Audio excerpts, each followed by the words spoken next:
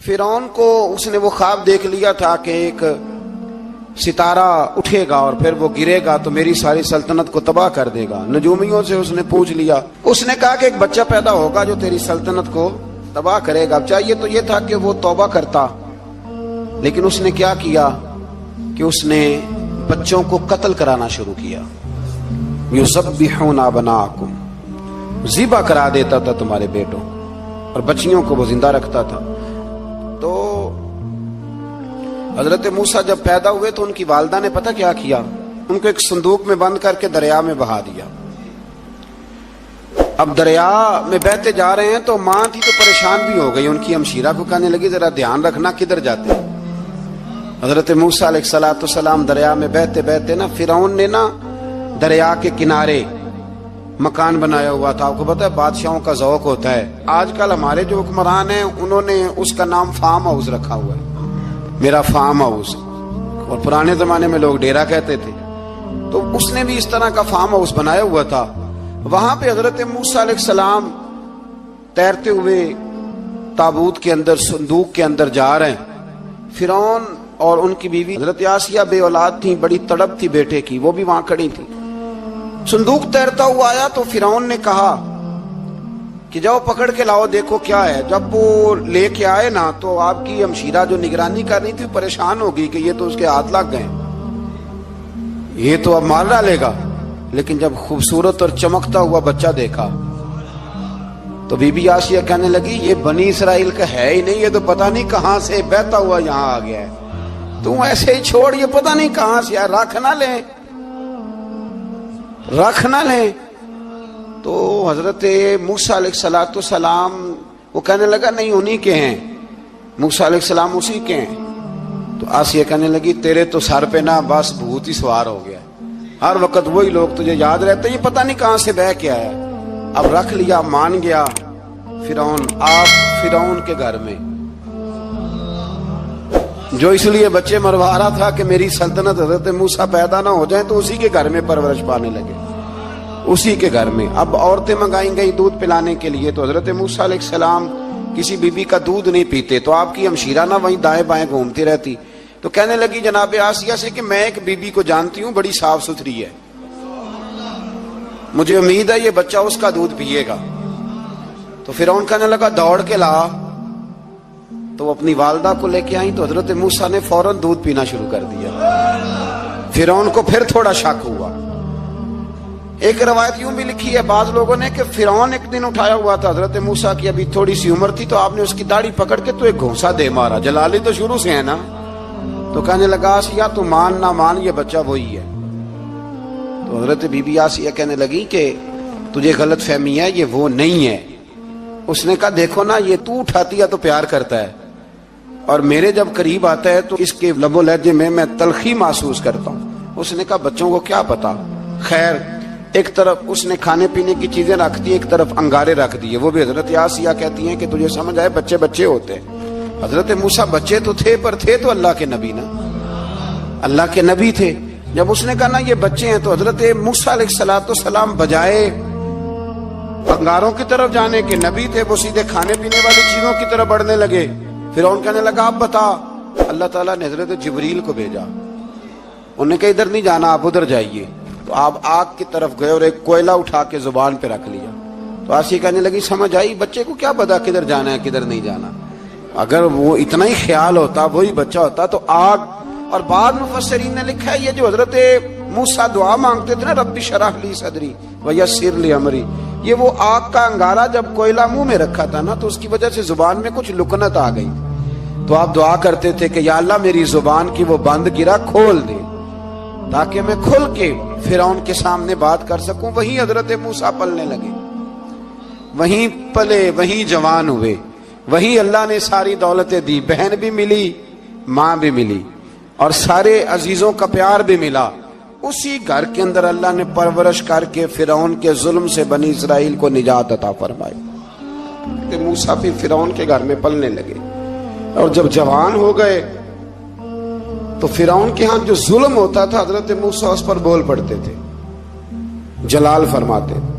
तो फिरौन फिर नाराज रहने लगा, यहां तक कि उसने आपको निकाल दिया آپ تشریف لے گئے وہاں سے. تو حضرت موسیٰ ایک دن شام کے وقت دوبارہ آئے بستی میں، لوگ سوئے ہوئے تھے. تو دو آدمی، ایک بنی اسرائیل میں سے اور ایک فرعون کی اپنی قوم میں سے، وہ دونوں آپس میں جھگڑ رہے تھے. لیکن وہ جو حضرت موسیٰ کی بنی اسرائیل کی قوم کا شخص تھا، اس پر وہ قبطی، وہ جو فرعون کے قریبی لوگوں میں سے تھا، وہ ظلم کر رہا تھا اور بوجھ اٹھانے کی بات کر رہا تھا. اب اس نے حضرت موسیٰ کو پکارا کہ یہ دیکھے میرے ساتھ کس طرح کی بات کر رہا ہے. تو حضرت موسیٰ کا ارادہ بھی نہیں تھا، آپ نے بس اس کو سمجھایا. پر کچھ لوگوں کو سمجھ، تو حضرت موسیٰ نے پھر ایک مکہ مارا، ایک گھونسا مارا، صرف ایک ہی. یہ کئی تگڑے اور دلیر اس طرح کے بھی ہوتے ہیں کہ گھونسا ایک بھی برداشت نہیں کرتے. وہ ایک مارا، آدمی دھڑام سے زمین پہ گرا اور ماری گیا. حضرت موسیٰ کا ارادہ نہیں تھا لیکن وہ مر گیا. حضرت موسیٰ علیہ السلام نے اس بات پر اپنے رب سے استغفار بھی فرمائی. قرآن کہتا ہے کہ انہوں نے معافی چاہی کہ اللہ میرا ارادہ نہیں تھا. بہرحال اگلے دن نا حضرت موسیٰ دوبارہ آئے.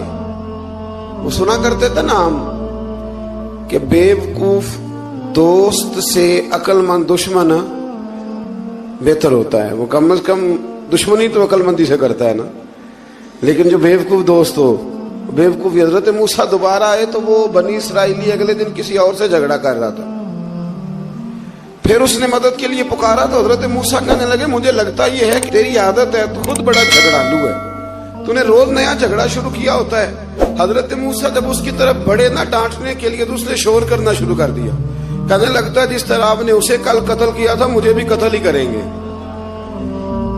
یہ انسانوں کا مزاج ہے کہ آپ جب تک کسی کے طبیعت کے مطابق چلیں گے وہ راضی رہتا ہے، اور ذرا آپ اس کی طبیعت سے ہٹتے ہیں تو وہ شور کرتا ہے. اس نے کہا جی آپ مجھے بھی لگتا ہے ماریں گے. حضرت موسیٰ کلیم اللہ علیہ نبینا علیہ السلام کے بارے میں جب اس نے شور کیا تو بات پھر فرعون کے دربار تک گئی. وہ تو پہلے ہی بہانہ تلاش کر رہا تھا. اس نے کہا ڈھونڈو پکڑو اور معاذ اللہ شہید کریں گے. کسی نے آ کے خبر دی کہ آپ جہاں سے ہجرت کر جائیں، اس لیے کہ آپ کے لیے یہاں حالات درست. اور بھائی یہ چھوڑ دیا کریں بات کہ فلاں آدمی کے حق میں فلاں جگہ حالات کیسے خراب ہوئے. تو نبی کریم علیہ السلام مکہ چھوڑ کے کیوں آئے؟ حضرت موسیٰ علیہ السلام نے ہجرت کیوں فرمائی؟ یہ ایک ایسی عجیب بحث ہے جس کو لوگ بلا وجہ چھوڑ دیتے، بلا وجہ چھیڑ دیتے ہیں. اور بالخصوص ایک خاتون نے ایک دفعہ مجھے پیغام دیا تو میں بڑی اس کی بات سن کے مجھے عجیب لگا. وہ کہنے لگی کہ دوسری جگہ میری شادی ہوئی ہے، مجھے طلاق ہو گئی تھی، تو مجھے ایک تانا روز سننے کو ملتا ہے تو اتنی اچھی ہوتی تو وہاں نہ رہ لیتی. تو بھئی یہ کوئی تانے والی بات ہے؟ کوئی ضروری ہے کہ بیوی غلط ہوتی ہے تو طلاق ہوتی ہے؟ اللہ کے محبوب علیہ السلام کی 2 صاحبزادیوں کو ابو لہب کے 2 بیٹوں نے طلاق بھیج دی تھی. کس کی غلطی تھی؟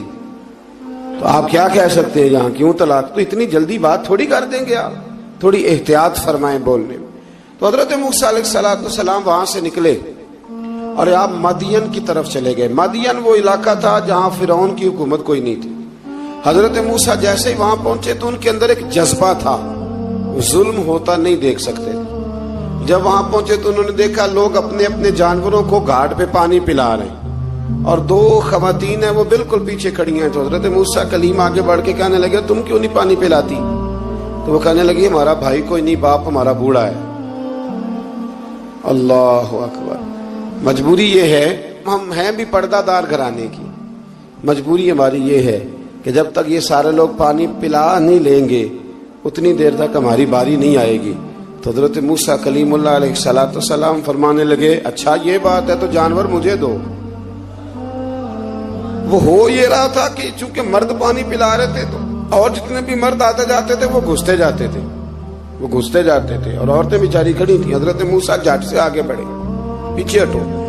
ان 2 خواتین پاک باز عورتوں کے جانوروں کو پانی پلایا اور پھر آپ دوبارہ وہیں بیٹھ گئے. وہ بیبیاں جلدی جلدی گھر گئیں، جا کے اپنے والد سے کہنے لگی ابا جی کمال ہو گیا، اس بستی میں ایک ایسا آدمی ملا ہے جو عورتوں کی طرف دیکھتا ہے تو نیکی کرنے کے لیے آگے بڑھتا ہے، جو مجبور اور بے کس کے لیے اچھے جذبات رکھتا ہے. فرمایا جلدی لاؤ.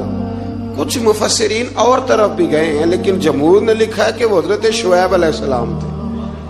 हजरत शुएब ने घर बुलाया, अपनी एक बेटी को भेजा, फरमाया बेटे बुला के लाओ। वो जब घर आए तो आप फरमाने लगे आप मेरे साथ उजरत तय कर लें, 8 साल या 10 साल आप मेरी बकरियों को चराएं, मेरे घर में रहें। और फिर फौरन ही फरमाने लगे अगर आप हमारे घर में रहेंगे, देखभाल करेंगे, तो मैं अपनी एक बेटी का निकाह भी आपके साथ कर दूंगा। तो 8 से 10 साल हजरत मूसा ने वहां क़याम फरमाया। और फिर जब आपका निकाह हो गया तो आप अपनी बीवी को लेके मिस्र की जानिब जा रहे थे, तो रास्ते में ना ठंड ज्यादा हो गई, तो अपनी ज़ौजा से कहने लगे वहां आग जल रही है, मैं तेरे लिए आग लेके आता हूं ताकि तू ताप सके, गर्मी हासिल कर सके। वहां गए तो दरख्त से आवाज आई, मूसा मैं तेरा रब हूं। दरख्त से आवाज आई, मूसा मैं तेरा रब हूं। और हजरत मूसा कलीमुल्लाह को वहां वही आनी शुरू हुई। वहां वही अल्लाह ताला ने उन्हें वो असा अता फरमाया जो फिर बाद में अज़दहा बनता था। रब करीम ने वहीं हजरत मूसा कलीम को वहीं यदे बैजा अता फरमाया। अपना हाथ गिरेबान में डाल के निकालते थे तो चांद और सूरज की तरह रोशनी दिया करता था। यदे बैजा लिए बैठे हैं अपनी। मैं कभी कभी कहा करता हूं कि मौला के देने के अंदाज बड़े अनोखे हैं। भाई यूसुफ को कुएं में फेंकते हैं तो अल्लाह मिस्र का हुक्मरान बना देता। तो फिर हजरत मूसा वहां से वापिस आए और आकर के आपने दोबारा वो सारा निजाम जिंदगी शुरू फरमाया। मूसा अलैहिस्सलाम ने उनको दावत हक दी और कहा कि मैं तुम्हारे पास वाज़े निशानियां लाया हूं, बनी इसराइल को मेरे साथ भेज दो। फिरौन ने मोजज़ात पेश करने के लिए कहा तो हजरत मूसा अलैहिस्सलाम ने अपना असा जमीन पे डाला, अपना असा, अपनी छड़ी, अपना डंडा जमीन पे डाला तो वो एक वाज़े अज़दहा बन गया। फिर हजरत सैयदना मूसा अलैहिस्सलाम ने अपना हाथ गिरेबान से निकाला तो वो देखने वालों के लिए रोशन हो गया, हाथ के अंदर नूर पैदा हो गया। यदे बैजा लिए बैठे हैं अपनी आस्तीनों में। फिरौन के सरदारों ने हक को कबूल करने की बजाय इसे जादू करार दे दिया और कहा कि ये तुम्हें अपने मुल्क से निकालना चाहता है। उन्होंने कहा इस मामले को जरा ढील दो और जादूगरों को जमा करो। जादूगर आए, उन्होंने फिरौन से कहा कि हम हजरत मूसा के मुकाबले में जादू तो दिखाएंगे माज़अल्लाह, लेकिन अगर हम गालिब आ गए तो फिर हमारा इनाम क्या होगा? सौदा पहले तय करना है, क्या इनाम मिलेगा? उसने कहा कि अगर तुम गालिब आ गए तो मैं तुम्हें अपना करीबी बना लूंगा। बादशाहों का करीबी होना भी तो बड़ी बात है ना, लोग बड़े पापड़ बेलते हैं करीबी होने के लिए। और ये जो करीबी होते हैं ना, बिलखुसूस जो बादशाहों के करीबी होते हैं, बादशाहों की तबाही का सबब भी यही लोग ही बनते हैं। ये उनको रोज खबर देते हैं कि सब अच्छा है, सब अच्छा है। और दुनिया के ज्यादातर हुक्मरान इन्हीं लोगों की वजह से तबाह होते हैं, क्योंकि उनका खुद अवाम से राब्ता नहीं रहता। अगर वो खुद अवाम के साथ डायरेक्ट राब्ता करें तो शायद उन्हें अच्छी और साफ सुथरी चीजें समझने को मिल जाए। खैर, जादूगरों ने जब कहा हमें क्या दोगे, तो उसने कहा तुम्हें करीबी बना लूंगा। जादूगरों ने मूसा अलैहिस्सलाम से कहा कि आप पहल करेंगे या हम पहल करें? तो मूसा अलैहिस्सलाम ने कहा तुम पहल करो। जब जादूगरों ने अपनी रस्सियां जमीन पे डाली तो लोगों की निगाहों को सहर ज़दा कर दिया, जादू कर दिया और उन्हें डरवा दिया। उन्होंने कहा ये तो बड़ा जादू ले आए। तो अल्लाह ताला ने हजरत मूसा अलैहिस्सलाम को हुक्म दिया कि आप भी अपना आसा जमीन पे डालें। उनकी रस्सियां सांप बन गई थी ना, दरअसल वो सांप बनी नहीं थी, लोगों की आंखों पर जादू हो गया था, उन्हें सांप नजर आ रहा था। फरमाया आप भी अपना आसा जमीन पे डालें। वो आसा सांप बना और जादूगरों की सारी चीजों को निगल ही गया। उनकी बहुत सारी रस्सियां सांप बनी थी, इनका एक ही आसा सांप बना और सबको निगल गया। इस तरह के मोजज़े की हकानियत और जादूगरों का बुतलान साबित हुआ और फिरौनी रुसवा हो गए। जादूगर सजदे में गिर गए और अल्लाह पर ईमान ले आए। फिरौन ने उन्हें धमकी दी कि तुम मेरी इजाजत के बगैर ईमान ले आए हो, मैं तुम्हारे हाथ और पांव मुखालिफ सिमत से काट दूंगा, यानी उल्टा हाथ काट दूंगा, सीधा पैर काट दूंगा। मेरी बगैर इजाजत ईमान ले आए हो और तुम्हें सूली पे भी चढ़वा दूंगा। उन्होंने कहा कि ईमान लाने की पादाश में तुम हमें सजा देना चाहते हो। फिर उन्होंने अल्लाह ताला से सब्र और इस्तकामत की दुआ की। اس کے بعد فرعون نے بنی اسرائیل کے بیٹوں کو قتل کرنے کی اور بیٹیوں کو زندہ چھوڑنے کا حکم دے دیا۔ موسیٰ علیہ السلام نے قوم کو صبر کی تلقین کی اور کہا کہ نیک انجام اہل تقوی کے لیے۔ یہاں ایک لطیف بات ہمارے صوفیاء نے بھی لکھی ہے۔ صوفیاء کہتے ہیں کہ فرعون نے کلمہ نہیں پڑھا پر جادوگر کلمہ پڑھ گئے۔ وہ کس طرح کلمہ پڑھ گئے؟ تو کہنے لگے دراصل انہوں نے آتے ہی حضرت موسیٰ کا ادب بڑا کیا تھا۔ جادوگر حضرت موسیٰ کے مقابلے میں آ کے بھی ان سے کہتے ہیں کہ رسیاں آپ پہلے ڈالیں گے کہ ہم ڈالیں، آپ اصحاب پہلے رکھیں گے کہ ہم رکھیں؟ تو اتنا سا ادب کیا تو رب کریم نے فرمایا جو نبی کا ادب کرے وہ بے ایمان نہیں رہ سکتا، جو نبی کا ادب کرے وہ بے ایمان نہیں رہ سکتا، اور جو نبی کی بے ادبی کرے وہ ایماندار نہیں رہ سکتا۔ ختم ہو گئی بات۔ یہاں ہمارے صوفیاء نے یہ بات لکھی ہے کہ چونکہ انہوں نے آتے ہی کہا تھا کہ آپ پہلے ڈالیں گے یا ہم پہلے ڈالیں، تو حضرت موسیٰ سے انہوں نے پوچھ لیا، نبی کے پوچھے بغیر پہل نہیں کی تو اللہ نے انہیں ایمان کی دولت عطا کر دی۔ اللہ تعالیٰ نے فرعونیوں پر قحط سالی کا عذاب نازل کیا۔ فرعونیوں کا طریقہ یہ تھا کہ اچھائی کو اپنا کمال گردانتے تھے، کہتے تھے یہ ہماری طرف سے، اور برائی کو معاذ اللہ بدشگونی کے طور پر موسیٰ علیہ السلام کی طرف منسوب کرتے تھے، کہتے تھے معاذ اللہ آپ کی وجہ سے یہ سارا کچھ ہو رہا ہے۔ ہوتے نا، نہیں کہتے ہیں جب سے میں وہاں گیا ہوں تب سے۔ ہمارے بزرگ ایک لطیفہ بھی سنایا کرتے تھے کہ کسی زمیندار نے نماز پڑھنی شروع کی تھی تو اس کے جانور مرنے شروع ہو گئے۔ اب لوگ سمجھتے ہیں کہ معاذ اللہ شاید یہ کسی بزرگ کے سبب سے ایسا ہے، حالانکہ یہ تو اللہ کی طرف سے آزمائش ہوتی ہے، اس کی حکمتیں ہوتی ہیں۔ اللہ تبارک و تعالیٰ نے ان پر عذاب کیا نازل کیا؟ آیت نمبر 130 اور 143 کا بھی آپ سورہ اعراف کی پڑھیں تو اللہ تعالیٰ نے ان پر ٹڈیوں کا، جموں کا، مینڈکوں کا اور خون کا عذاب نازل کیا۔ یہ کس قسم کا عذاب ہے؟ جمعے پڑ گئے، ٹڈیاں آ گئی، یہ اللہ نے عذاب نازل کیا۔ جب وہ عذاب میں مبتلا ہوئے تو موسیٰ علیہ السلام سے کہا کہ آپ اللہ سے دعا کریں کہ ہم سے یہ عذاب ٹل جائے، اگر ایسا ہوا تو ہم ایمان لے آئیں گے، بنی اسرائیل کو بھی آزاد کر دیں گے۔ لیکن موسیٰ علیہ السلام کی دعا کے نتیجے میں جب عذاب ٹل جانے کے بعد فرعونی پھر اپنے وعدے سے پھر گئے۔ بنو قریظہ والوں نے بھی کئی دفعہ حضور سے وعدے کیے پر اپنے وعدوں پر قائم۔ ایک بات آپ سے یہاں روک کے عرض کر دوں، ہم بھی کئی دفعہ کہتے ہیں ذرا بریک کبھی گاڑی کی نہیں نہ لگتی تو ہم ارادہ کرتے ہیں کہ آج سے ہی نماز شروع کر دینی ہے۔ ذرا طبیعت زیادہ لیل ہوتی ہے تو ارادہ کرتے ہیں نا کہ بھائی آج کے بعد ہم نے نیک، پھر کیا ہوتا ہے؟ شفا ہو گئی تو چھٹی ہو گئی۔ یہ طریقہ درست نہیں، یہ تو کفار کا طریقہ بیان کیا نا قرآن پاک نے۔ یہاں فرمایا جب اللہ تبارک و تعالیٰ نے انہیں نجات دے دی تو اپنے وعدے سے مکر گئے، تو پھر اللہ تبارک و تعالیٰ نے بنی اسرائیل کو سمندر پار کر کے ایسی قوم کے پاس پہنچا دیا جو بتوں کی پرستش کرتی تھی۔ وہ تو بچ گئے لیکن فرعونی سارے دریا کے اندر غرق ہو گئے۔ حضرت موسیٰ علیہ السلام سے کہنے لگے کہ ہمارے لیے بھی یہ خدا بنا دیجئے۔ حضرت موسیٰ علیہ السلام نے فرمایا بت پرستی کرنے والے جاہل ہیں۔ یہ بت پرست قوم کے پاس جب گئے نا بنی اسرائیل والے، بت پوجتے ہوئے دیکھا تو کہنے لگے ہمارے لیے بھی سامنے بنا کے رکھ دو۔ فرمایا یہ تو جاہل ہیں، تم انہیں دیکھ کے اثر قبول کر رہے ہو اور اپنی جاہلیت کے باعث یہ ہلاک ہونے والے بھی ہیں۔ پھر اللہ تعالیٰ نے بنی اسرائیل پر اپنی نعمتوں کا ذکر فرمایا، اور موسیٰ علیہ السلام نے اپنی قوم میں ہارون علیہ السلام کو اپنا جانشین فرمایا اور کوہ طور پر تشریف لے گئے۔ اللہ نے فرمایا وہاں آ جائیں، میں آپ کو تورات عطا کرتا ہوں۔ 40 دن کا یہ عرصہ تھا۔